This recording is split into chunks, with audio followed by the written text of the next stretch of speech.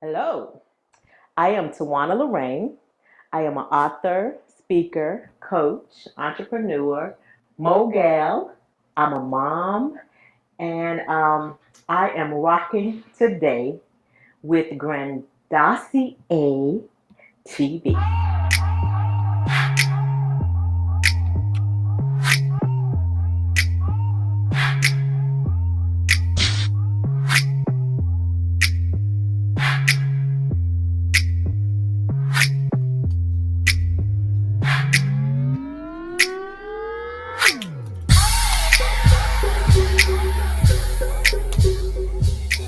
Welcome back to another great episode of Grandosia TV, where we here with my friend Tawana Lorraine, where we will be here talking about her book that she wrote, and it is called You Don't Know My Story. And there's a lot of interesting things in it. Before we get started with that, man, make sure y'all subscribe to this channel, make sure you like this video, and make sure you hit the notification bell so you get all up-to-date videos when we go live. With that being said, Miss Tawana, how you doing today? I'm doing great. How are you? I'm doing good. Just over here chilling, trying to maintain. I was introduced to your book, I'm going to say now, about a month ago, 2 months ago. I read it. I loved it. And I said, you know what, y'all? I have to bring her on the show because people have to be blessed by her story, especially for my female friends who are ladies who are going through things in life. And her story can reach out and touch. What made you write the book? What made you go into your bag and say, I got to pull this out now? Oh, boy. Well, I've been putting my book on the back burner for a number of years. Before I even actually wrote the book, it was in the progress for about 15 years. So that lets you know that it was well overdue. So I wanted to write my book simply because I wanted to help other people. I wanted to share my story in order to help other women that went through some of the things or are going through some of the things that I went through earlier on in my life. And over the years, the topics that I wanted to include in my book changed. Gotcha. So I had my chapters outlined for years and years and years, and then over the time, they changed. I'll just put it like that.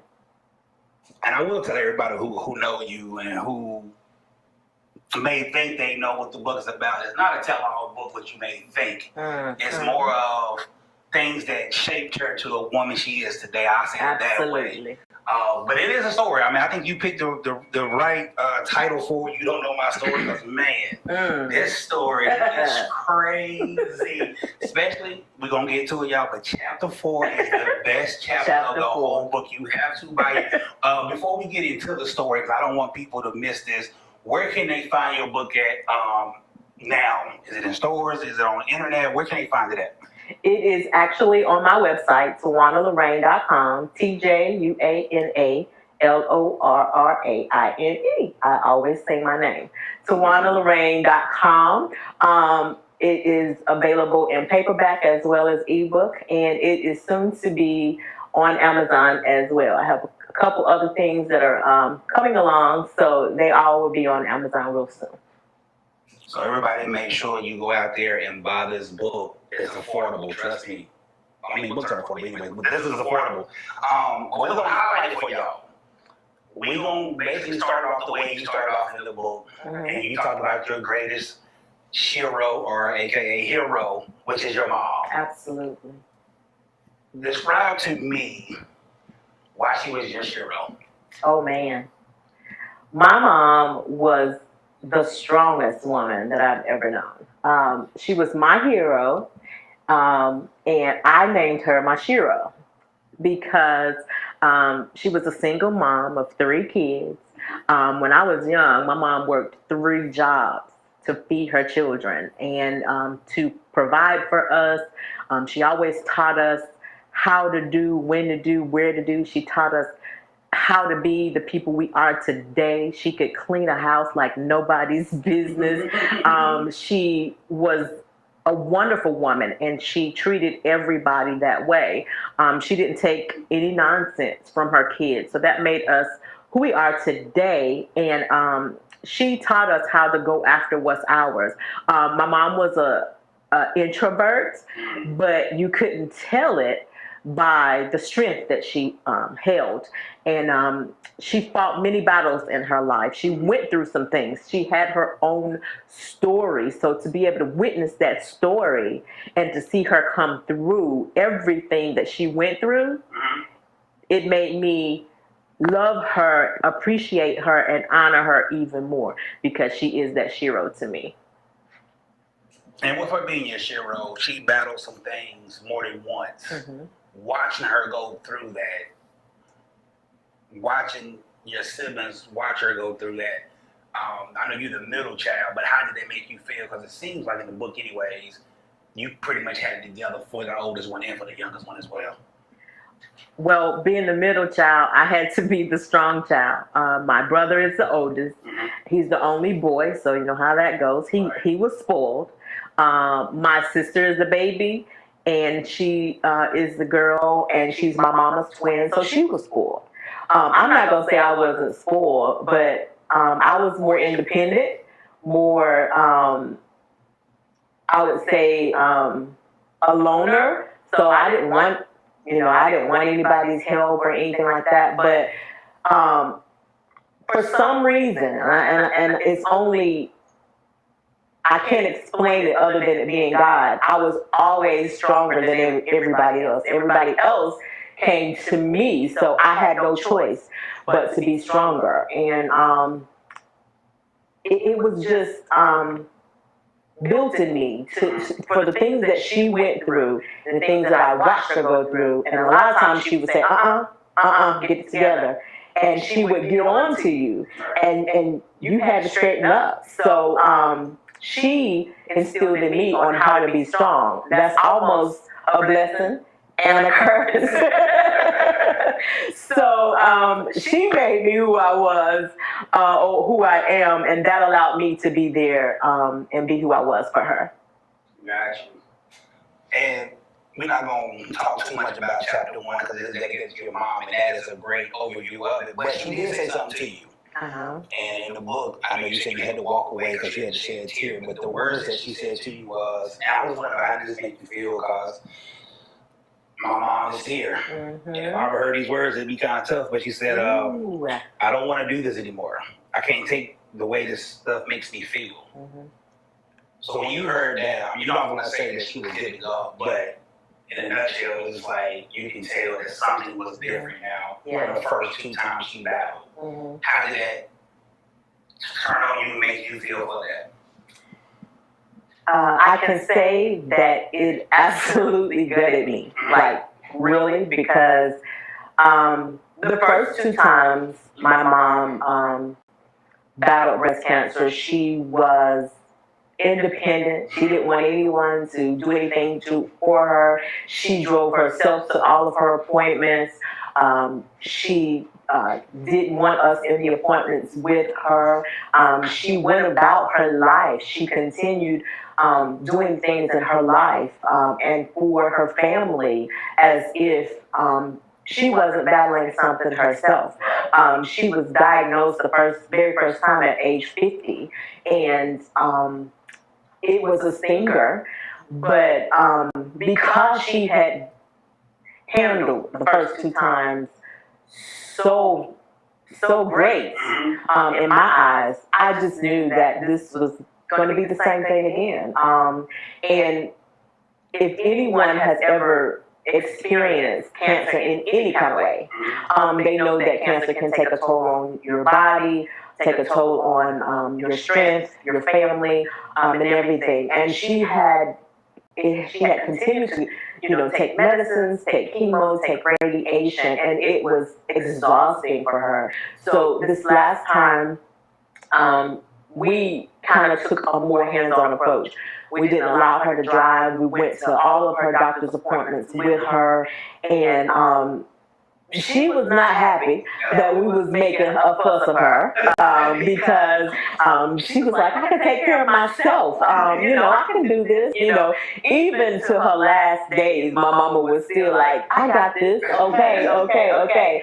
But when she said that to me one night, it was a rainy night, and she was hurting really bad. And for her to reach out and say, I need help, I'm hurting, you knew that she was really, really, really hurting, because most of the time she would just handle it, deal with it, and say, I'm okay.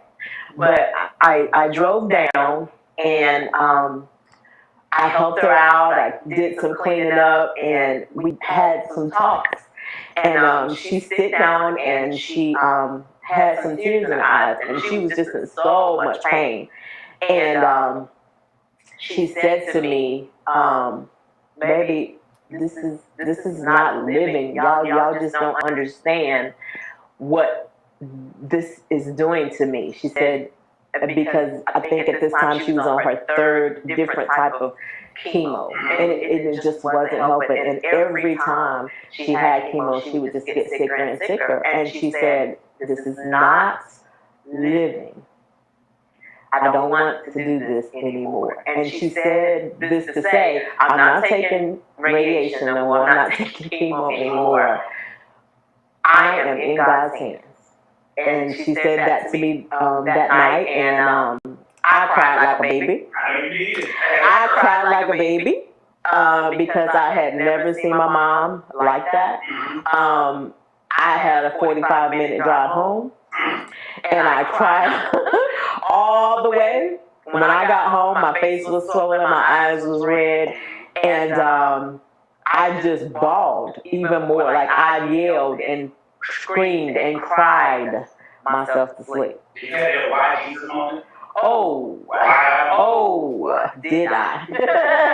Because I'm like, my mama is the mama. Like, she don't deserve this. So God, why are we having to go through this? What are you teaching us, and why are we going through this?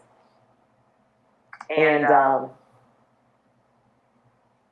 you get to the point where you ask those questions, and a lot of times when you ask God questions, you don't like the answer that He gives you. And my mama had been through a lot, and in order for her to be completely healed, He had to do it this way.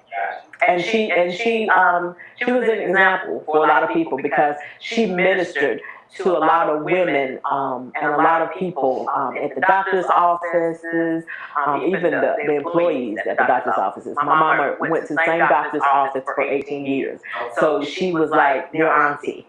And they just loved her. So anybody that was going through, she was able to minister to them. She was able to tell them about her experience. She was able to give them suggestions and things to do, to help out when they got sick on the stomach or things like that. And just from people watching, being a sidebar, they was able to see how strong she was and how she handled the process. Reading the book, she was a kind of amazing woman, and everybody, when you get to read this book, make sure your tissue was ready at the very end of the chapter, because I read it twice. The first time I was like, oh man. Second time, I'm going to get through it. I'm doing research, I'm going to make sure I fresh myself with the story, and it still got me. So, especially for ones whose mothers who's already passed, and ones whose mothers are still here, it still affects you, because you don't want to see your mother go through that. We're moving to the next chapter. I love the title of the next chapter. It says, "Here She Is." and I'm guessing April 15th is the birthday. My God. And this bundle of joy has 2 pounds and 3 ounces of bouncing and fighting. Here she is. What about you is like, and what about you? What about your childhood? Because I'm trying to paint this picture for people, so when we get to the highlight, they would have a great picture of what's going on. But what about Here She Is? That was very special to the world. What does it mean to the world to be this great young lady? Well, I often refer to myself as she, we, her, because that's how I tell my story. And she was born 2 months early, so she was a preemie.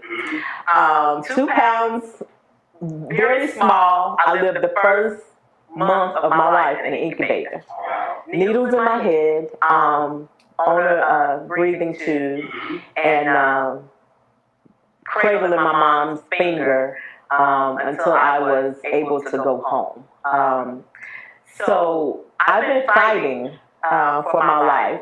I've been a survivor since birth, and the devil's been trying to take me out ever since, because he knew that there was purpose on this little girl right here. So yeah, here she is. I love it. And reading in chapter 2, it shows that you said this country. I'm a country girl. You dad the South Carolina. South Carolina, Jesus. Don't do that. That way. You was close with your grandmother, close with your uncles and aunts. As time went on, you asked questions about. Let's talk about why was it important for you to know when your baby pictures was located? And what was the response mom gave you about that? Well, I was a country girl, of course, and we had a tiny little family, but we were very close. And my mom, at my birth, was 22, so she was still young. She was still growing up and still doing her thing. But so her sisters gravitated to her kids, and my grandmother. My grandmother was Big Mama. So we were very close, and I always saw pictures of my little sister and my brother, but when it came to baby pictures, my brother and I didn't have a lot of baby pictures. And I'm the middle child, so I had that middle child syndrome, and I asked questions all the time. Well, why you didn't take any pictures of me? Why we didn't have any baby pictures of me? And she would laugh, but she got serious and she said, honey, she said your mama could not afford any pictures at that time. So I apologize that there's not a lot of baby pictures of you, but we didn't have any money. So take the pictures you got and just thank God that we were able to get those. Being young, Big Mama house, 10 uncles, aunts, you and your brother shared a room basically. Time went on, it was y'all close family. School started. Now, one thing that's different from now and then, you was a kindergartner walking to school. That had to be overwhelming, scary. There's just a lot going on. And so then when you get to school, how did you enjoy your first couple of years in school, being away from family? It was a different world going to school because I was a little sheltered, and my family was overprotective. But I would occasionally get to go to the playground in the neighborhood and get to play with kids. But there were two, three different sides of the neighborhoods. So the kids that lived way on the other side of the playground or of the neighborhood where I wasn't able to go a lot, I was able to see them in school. So I met a lot of kids in school, and I made a lot more friends in school. I made some friends, and I would say made some enemies, because kids can be cruel. Yes. And although I'm cute, although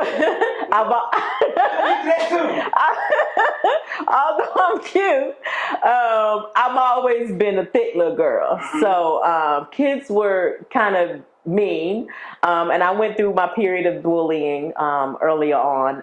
I enjoyed school, but then some days I hated school because of the bullying. Which one did you hate the most? And people understand this later on. Walking to school or being at the school with the bullies? Walking to school. Now, it's funny right now because when I go back to my neighborhood, and if I drive from my house to the school, it's like that. But walking back then just seemed like it was taking an eternity for me to get to school. So I hated walking to school. Now, just like it was as that preemie baby fighting for life, the one thing the book let me know about you And I didn't really think this would be you looking at the cover. When kids would call names, Miss Tawana Lorraine was a fighter. She said, I won some, I lost a little, but I won a lot. So it's like, what came into you? I know you said your brother helped you out a lot, but what got into you saying, you know what, enough is enough of this? Yeah. Well, I guess to me it was probably a lot of anger, built up tension, because, you know, when kids start to pick on you and it's a continual thing, you just get tired. After a while, I'm going to say this. I'm not excusing it, but at that time when I was young, I guess I was just fed up. And I was going to defend myself. And my brothers defended me a couple of times. And because I'm a tomboy, I learned from them how to defend myself. That's what's up. You gotta learn how to do that. You can't let people keep on getting the best of you. But I did have a question for you, because you know I'm a millennial baby. Okay. What are mud pies? Don't do that. Don't do that. What are mud pies? You know, I saw that all the time in the store. Listen, when you are a country girl and you have to play by yourself because maybe your friends across the street can't come out, you learn how to be creative. And we had this driveway in front of our house. It was, now that I'm grown, I know the names of it. It was a vacant lot, but in the front of it, it was just sand. And we used to play there a lot. And so we would be able to go over there and just sit there. It was more like a sandbox with no outline. So we would be able to go over there and play for hours at a time because nobody was coming down our street. And my grandma would allow me to use some of her silver pans. When she baked the pies and everybody ate the pie and the silver pan was left over, I was able to take some of the silver pans out and play with them. So I would create a pie. Let me tell you how to create a mud pie for you millennial babies. Yeah, please. So you take your sand and you pack it in your pan. And then you take your water and you pour the water over top of it. And you're making a mud pie. And so you shape it really nice. And don't eat it though. Don't eat it. Please don't. Don't eat it. It's just for looks. Please don't. But that can actually allow hours of time to play by yourself with not a care in the world. Gotcha. So that was chapter 2, everybody. We moving to chapter 3. And this one right here, as you can see on camera, and you can see why it's titled this. It says the girl with the pretty face. That became some words, a phrase, slogan, whatever you want to call it, that you started to hate after a while. What was wrong with it? Because, you know, for face value, that sounds like a nice compliment from face value. So how did that feel to you? To me, it was so repetitious, and that's all everybody would say. Oh, I love your cheeks. You have such a pretty face. And every time I would hear that, after hearing it hundreds of times, I would be like, well, what's wrong with the rest of me? Like, you know, I'm analytical. Right. So maybe I was overthinking it, but it was like they couldn't say anything else. That was all they had to say. Why did you stop at my face? Because there's a lot more of me to love than just my face. Oh, you have such a pretty face. And I just got tired of hearing it. Well, we're not going to jump forward right now. I was about to say something. Nope, not going to jump forward. But one thing in chapter 3 that we learned, your whole childhood was in the South. By this time, Mom had some situations worked out. We was moving north. Ooh. And we was moving on up. Like the Jeffersons. But this time you introduced to us another part of the family was a little sister. And it was like 4 years between y'all. And it seems like it's 4 years between all of y'all. It is. That is funny right there with yourself. Brother decided to stay. Why did you want to leave? Why did you want to leave your friends? Why did you want to leave the family? You said one reason, but was there any other reasons? I wanted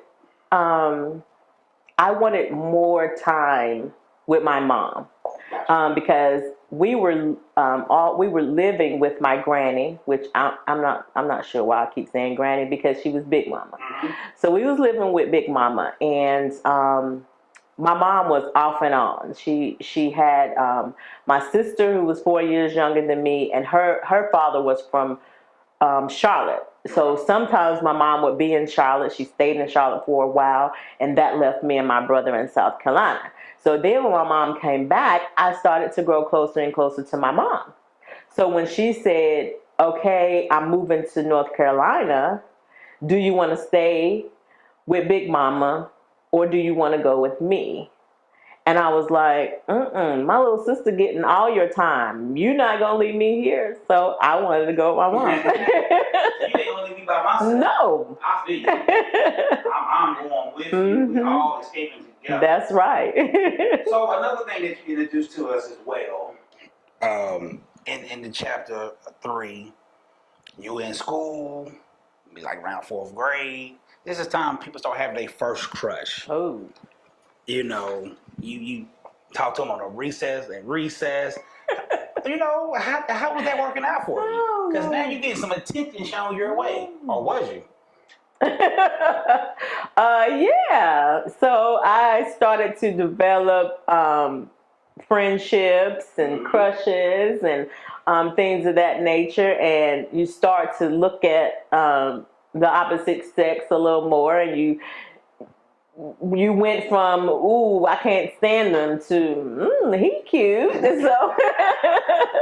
So, I started having a few crushes, and at one time I did have like 3 of them that were fighting over me and mad because I wasn't choosing one or the other. So I became best friends with one and couldn't stand the other, and actually, the other was like my first boyfriend. Oh. Oh. So then after that, this is where after that situation, things was going good for you. You move. Mm-hmm. You're in the north.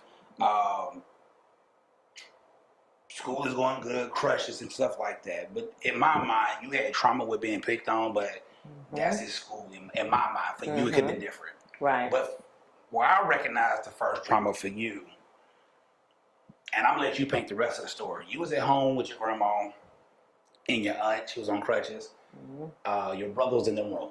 Mm-hmm. And that day did not end the way you thought it was going to end like any other day. Can you tell us about that? Well, my brother was asleep. My aunt had just had, I think, some kind of procedure, and she was in the living room or in the den with me and my grandma. And I was in the floor playing. We were all watching TV, and my grandma was in her rocker, and she started to make a noise, and she was slumped over. And my aunt said, Mama, what's wrong? And she jumped up, and she told me to run next door to get the neighbor for help, because she was on crutches and she wasn't moving as fast as she normally would. So she ran to the kitchen and got a cup of orange juice, and she was pouring sugar, I believe, in it or something like that, because my grandmother was diabetic. And I believe she also had high blood pressure.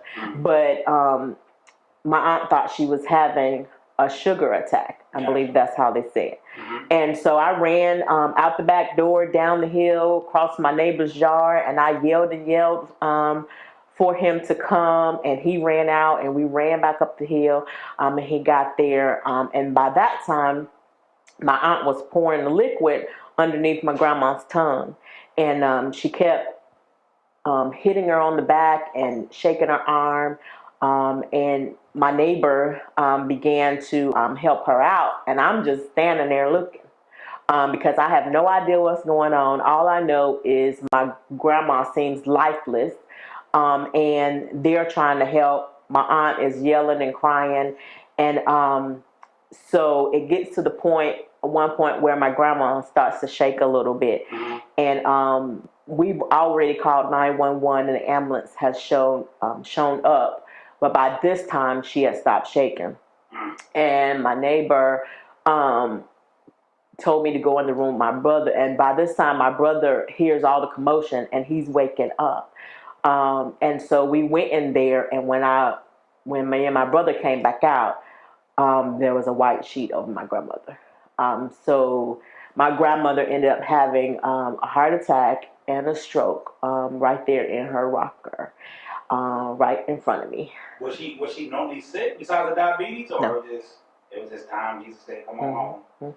Now, how did that affect you as a little girl? I mean, on that part, you really don't go deep into. How did that affect you? My big mama was, she was my everything. And before I actually moved to North Carolina with my mom, I called my mom by her first name and I called my big mama Mama.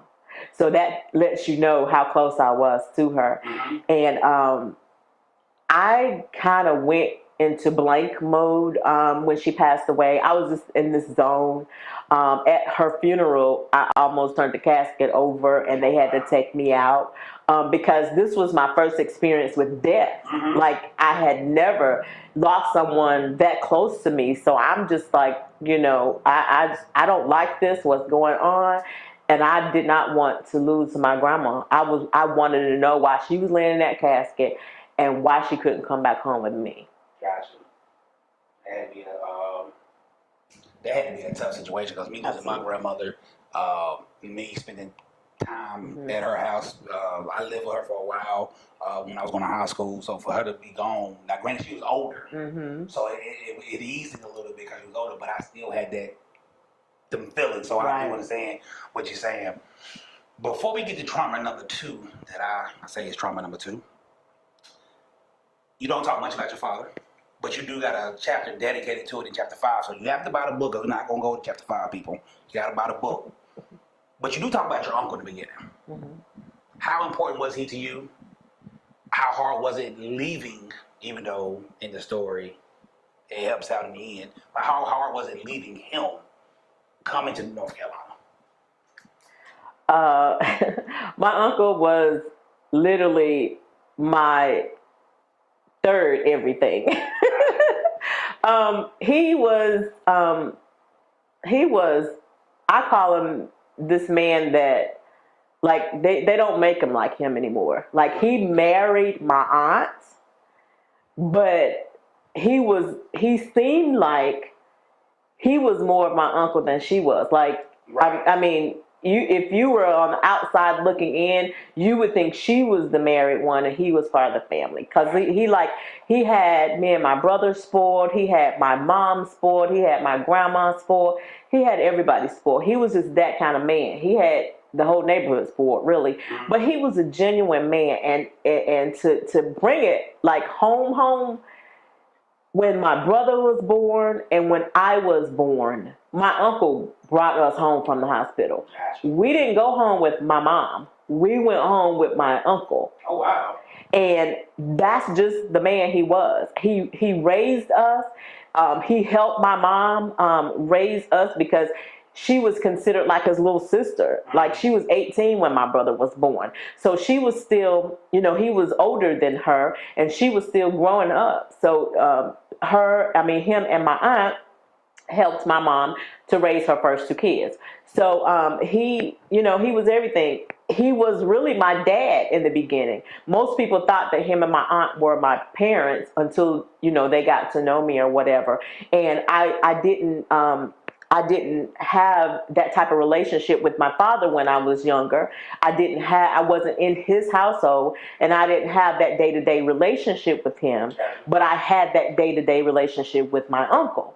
So that made him my heart. Like, I loved him like no other. And I was spoiled when I say, my aunt had my brother spoiled, my mom had my sister spoiled, my uncle had me spoiled. There you go. So, and then eventually he ended up moving close as well. So that ended up working out best for everybody. But then after that, though, with Your brother still staying there. Mm-hmm. It's just you, your sister, and your mom. The second trauma that I call that women tend to see things like this, then it happens to them as they get older. Mm-hmm. But you saw your mom and her boyfriend have things going on. Right. And how did that affect you? Will you talk about what that was? And how did we get past that? Well, that was the very first time I experienced physical abuse. Mm-hmm. I witnessed it and experienced it. I just know that my mom and her boyfriend were arguing downstairs, and I know that he was drinking alcohol on more than one occasion, and they were yelling. And the vent to my room was right over top of the living room, so I could hear clearly, like them screaming, yelling, and all of that. And I could. Once I heard my mom scream like 1 or 2 times. That final kick. Listen. You went back to being 2 pounds. Listen, the adrenaline that came over that little girl, Mm-hmm. because I'm like, wait a minute, you hurt my mama. And so I flew down them 12 stairs and around that kitchen table and in that living room, and he by this time he was like dragging my mama across the living room floor. And I was like, wait a minute. I think I was 10, 11, 12 maybe. Yeah. Maybe 10, 11, 12. But all I know, my mama had this vase, this long brown vase that had some feathers. Like glass, wasn't it? Ooh, it was glass. Mm-hmm. And it had feathers and some kind of flowers coming out of it. I grabbed, and the top of it was like, I guess like a top of a bottle or something. Just enough for me to get my hands around it, like a baseball bat. So I grabbed it, and I hit him across the back with it. He didn't like it. First of all, he was drunk. Second of all, I was interfering in grown folks' business. Which you should have on that. But I should have, and I did. And once I hit him, it stung, so he didn't like that at all. And so he turned around and hit me. Oh, oh, that's how we doing it. So he turned around and hit me, and Mama over there got up and jumped on his back, and so we like double teamed him. There you go. That's just how it was. Tag team duo. Yeah, you're not messing with my mama, and you're not messing with my daughter. So here we go. But after that, things worked itself out. He was gone. Even though he tried to apologize to you, but he was gone. You always spoke on weight in the book. Now, when you say some of it was stress eating from all the stuff that was going on, what would you call that? And then 2, this is really put your age out there in this book. What's up with that Jerry curl and no activator? Come on, activator. What was up with that Jerry curl? My mama did my first S curl, and it did not work out. So she spent money to get my first professional Jerry curl, and I got that. But I kind of struggled with my weight all my life, and I think it had to do with, back in the day we weren't worried about eating healthy or watching your weight or making sure you eat the things that's not going to get you on medication. We didn't know any better. And so, I lived with my grandma, and it was sweet potato pies and pound cakes and hog mogs and rice and gravy and cornbread. Didn't nobody tell me to push back from the table, so I didn't. my aunt cooked 3 meals a day, so hey, that's all we did was eat. But growing up, I never had the knowledge to make sure that I was eating right, doing right, exercising, any of that. So I struggled with my weight, and I never took the time to understand it and to do what I needed to do to make sure that I wasn't overweight. But as a kid, you know, if your parents aren't doing that, or if you're not doing it yourself, you just deal with it. And so that came over from elementary school to junior high school to high school, all of that. And when I left junior high school, I was able to kind of get a little bit of knowledge, and I was more active. I started playing a few sports and things like that. So that kind of helped me with my weight issue, because I became more active. Gotcha. Mm-hmm. Now, people, pull up your seat closer to the screen. Oh my! Turn your volume up on your computers, on your phones. If you're driving, pull over, because this is the part of the story where things go. And I'm gonna let her do most of the talking. I'm gonna interject from time to time. But we're gonna set the stage though. At this time, we rolling into high school. Mm-hmm. And I'm gonna ask you too, was there more peer pressure in high school for you? Ooh. And this is a time where a lot of firsts started to happen. Absolutely. It's in relation to started off kind of crazy in a relationship with a football player. We'll talk about that too. Mm-hmm. But this is when a lot of firsts started to go down. Mm-hmm. And then the character in the book that we meet, his name is Psycho. So if you just know about the word Psycho, you'll know where this is headed to. Mm-hmm. That's my name for him. Yes, that's not his government name, but that was my name for him. So you get your car. Well, your mom got you a car before you even had a license. Mm-hmm. I had a car before I had a license. You start hanging back out in the hometown.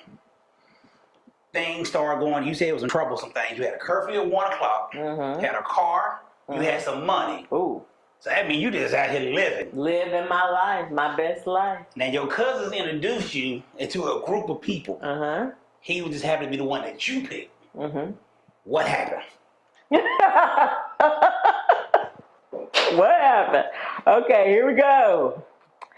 So my cousin introduced me to a couple of his friends, and one of them I had grew up with back in the day, so I knew who he was, but the other one I had never seen him before or whatever. And so I don't think I did any meeny miny mo, but I chose him. And so we started to learn about each other. We started hanging out a little more. I would be hanging out with my cousin, and he was kind of like my protector. And, you know, because I was still kind of a tomboy, but I was, you know, hanging out with my cousins. And so we started going down there more and hanging out. And then I started to hang out with him more than I was hanging out with my cousin. So we developed into a little relationship type thing. And so we grew, and we ended up being boyfriend, girlfriend. Was I 16? I think I was 16, and then moved on to 17, 18. Is there a particular thing that you would prefer to know, or because this guy? Let's have a scene on who he was, or how he was. How did he? Who? Was he Rico Suave at first? Because when this thing turned, I want people to understand, like, well, why would everybody will be negative. The one thing about when you tell your story, you always got somebody on the other side of that computer like, I wouldn't do that. Yeah. She was crazy. Yeah. Why she stayed with her? No, we're gonna paint the story of what most women find themselves in. You find yourself being sweet talked by a young man, and then after 6 months, somebody totally different and showed up at your door. So we want to see with you, who was he at first? So with them 6 months left, he got real hellish out here. So that's what we just want to know right now. Right. Okay. So he was charming. He was a star athlete, more than one sport. He was funny. He wasn't ugly. He wasn't the cutest, but he wasn't ugly. So he was attractive. He was a friend of my cousin. So I'm like, I know my cousin's not going to introduce me to somebody that's you know, not good. Right. And so we started, you know, occasionally making out. Because mama got mad with that big hickey on your neck. Yep. I came home. I missed curfew one night thanks to a friend of mine. Right. And I came home. All I know is that he was biting on my neck. That's all I knew. And I came home, and my mama was like, "What's going on?" And my friend had told her parents that we were at the mall. Mm-hmm. And it was way past the time that the mall closed. My mama knew where I was. I just missed my curfew, but I missed my curfew because of my friend. So when I got home, my mama took my license. She didn't take my keys. She took my license and dared me to drive without my license. And then by the time she finished fussing at me, because another set of parents had showed up at her doorstep, and she's looking like she don't know where her child is because they don't know where their child is. So I got it for that. And then we walked in the kitchen. I'm walking in there to get some water, and she turns the light on. And I have this huge red mark on my neck. And she literally almost choked the life out of me. "What is this on your neck?" And I didn't know what it was. Like, I ain't never seen a hickey. I ain't never had a hickey.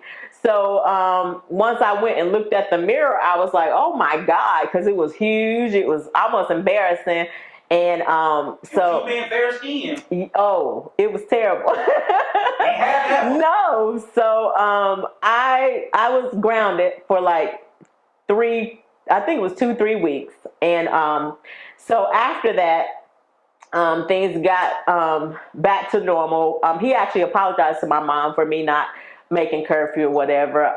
He started hanging out with my family. I started hanging out with his family.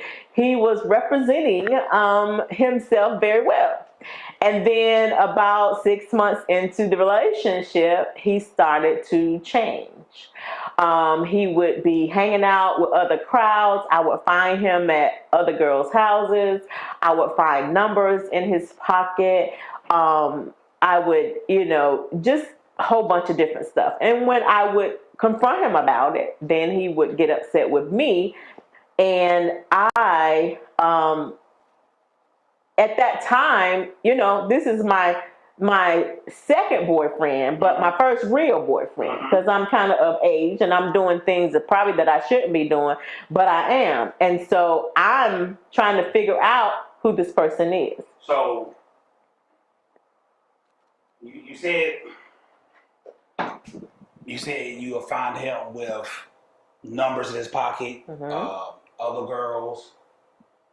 And I guess one of the questions would be from somebody, why was that not the point of I'm done? That's easier said than done. When you are dealing with someone and you have developed feelings for them, even though I was only 16, 17 years old, I still had developed feelings for him. And at this point, I have to honestly say we had sex before, so some soul ties were involved, and I didn't know that then. As I grew up, I learned some things.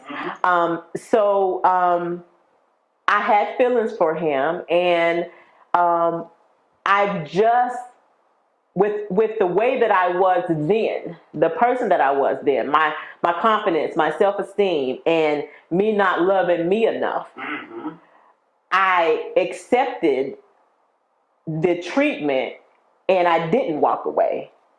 I'm not the same person I used to be, but that my mindset and the things that I accepted back then allowed me to stay.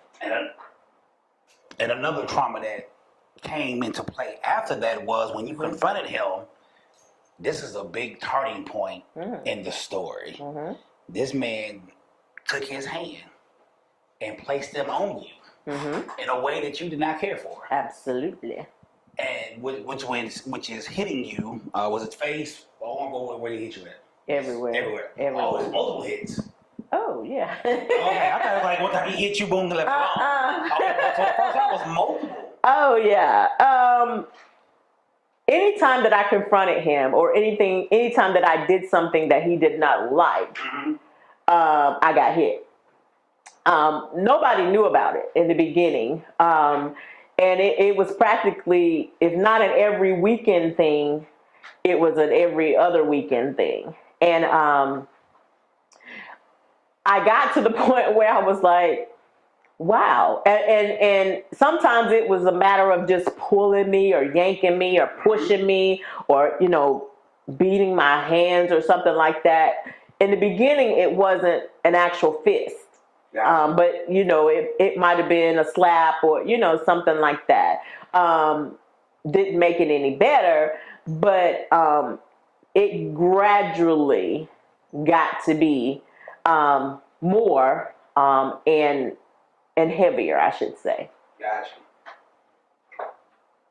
And with Grandosia TV, for all my listeners, you got about a book. So I'm not going to give you everything because there's a lot of great things in there, but I will hit on 3 more points about what happened. And the thing that I have questions for was, we went through this moment of badness. And then you said, you know what, this is it. I ain't doing it no more. You did what most women would say, yes, she got out of it. But with Psycho, is the reason why she called him Psycho. He wouldn't leave you alone. So for that period of time, not what happened, because they got about a book for that. How did that make you feel? Was you worried about anything? Was Mama worried about anything? Who all knew, and how did we overcome most of this? Well, my best friend knew, my family knew, my brothers and sisters knew, and eventually some of my classmates knew. But I got to the point where it was exhausting to me. It was trauma, it was abuse, not only physical but verbal. It eventually came to emotional abuse, and at 17, 18, it was overwhelming. Like it was overwhelming, and I started to ask myself, why? Why am I going through this? And I finally told him, I can't do this anymore. I'm breaking up with you. I don't want to be with you anymore. And he was not going to take no for an answer. So my mom was worried because it seemed that because he wouldn't take no for an answer, he was showing up places where I was all the time. Like, I couldn't go anywhere without him showing up.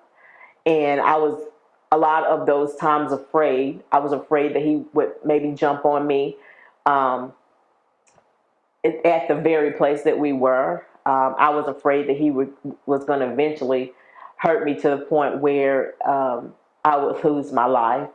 My mom eventually, I was a senior. By this time, I had gotten a newer car for my birthday. And she wouldn't allow me to go anywhere. She followed me to school.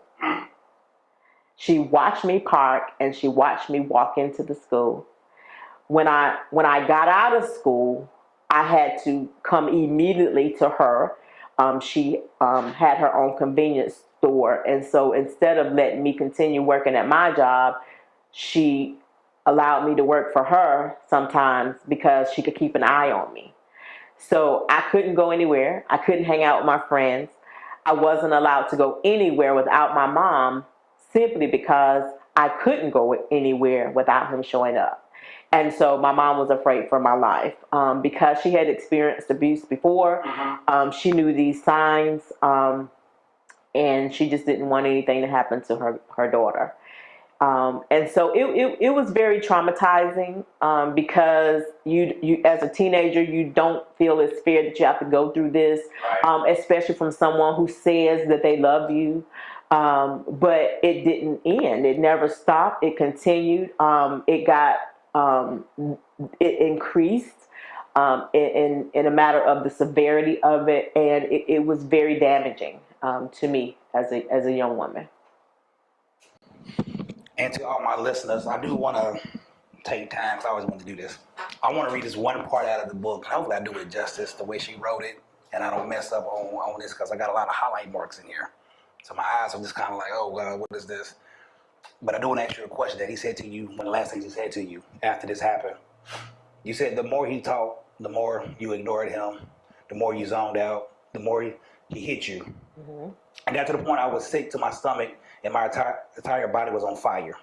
He grabbed me around the neck and said, "Do you not hear me?" He told me to get in the back seat. I said no. Boom, punch. Get in the back seat. You said no again. That was another boom, punch. And I'm guessing he got explicit with the words as far as getting in the back seat. And you said no one more time, and he hit you again. Mm-hmm. And he basically drugged you in the back seat. But then one of the last things he said to you is he let you go, "I love you." Mm. In your mind, I know love meant something different. Mm. But how did you take that, and what was you saying at 17, 18? Well, you're really older than that. Like you about 19, 20. Mm-hmm. This couldn't feel like love. Mm-mm. So what was you thinking at that moment? At that very moment, I had some very choice words in my brain. Mm-hmm. And I was like, blank, blank. How can you possibly fix your lips to tell me that you love me? Look at me. That's what I was thinking. Look at me. Because you've literally beat me for hours, and you want to tell me you love me? Anyone that experiences abuse, when you're in the moment, you kind of zone out. And I was that type of person that I felt in my mind, I was kind of hovering over my mind like, God, just get me through this moment, just get me through this moment. And me, the way that I experienced it is I'm thinking ahead, like what I'm going to do when this is over. What can I do to get out of this? How can I get beyond this point? Because I feel like my life is at stake. I feel like I'm about to lose my life right now. So how can I get beyond this point? And so at one point, at that instance, I felt like giving up because I was exhausted. I was tired mentally and physically. I had no more tears. I felt like nobody was there to help me. I was like, I even questioned God, like, nobody's coming. Like, why can't anybody come to help me? Mm-hmm. So I was able to grab enough strength to get past that point. And so when I was able to get away from him and to hear him say, "I love you," I was relieved that I was getting away. I went into acting mode because I was like, okay. It's okay. I believe you. My point was, Lord, just get me away. Lord, just get me away. Just get him out of this car. Just get me away. And I was also filled with rage, filled with anger, filled with resentment. And that's not a good point. That's not a good place, because when you're at that place, you can, you will do some things that are not normally your character, because you're fighting for your life. Right. If you're in a particular, in the place where I was, in the story that I tell, you're fighting for your life. You're fighting for your last breath. So you're going to do things to survive. So for any young lady, any woman that's going through what would be your final words for them to get out of the situation? What would you tell them how to deal with this type of situation? I would say to that young woman, to that young girl, you're beautiful, you're enough, you're loved, and you do not deserve any of it. I don't care what you said, I don't care what you did, I don't care who you are, I don't care what you look like, what you don't look like, what you don't have. You do not deserve any type of abuse, whether it's physical, whether it's mental, whether it's verbal. You don't deserve it. You are better than that. And I want you to reach way down in your belly and grab the little bit of hope that you might have left and know that you can get through it. You can get out of it. There's people out here to help you. There's people out here to love you. And there's people out here to help you to move past that. So don't accept it, because there is more to life than somebody putting their hands on you, because you do not deserve it. And right there, we've been rocking with Grandosia TV. Make sure y'all subscribe to this channel. Make sure you like this video. Please share this for anybody that may be dealing with domestic violence, abuse, mental, physical, any kind, sexually or whatever. And hit the notification bell so when we go live, you get all up-to-date videos. And Grandosia TV, we out. For those of you that made it to the end of this video, thank you very much for tuning in. This book will bless your life. This book is here to inspire someone else. It is to inspire the next person.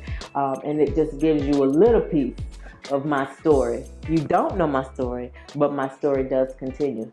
Get the book.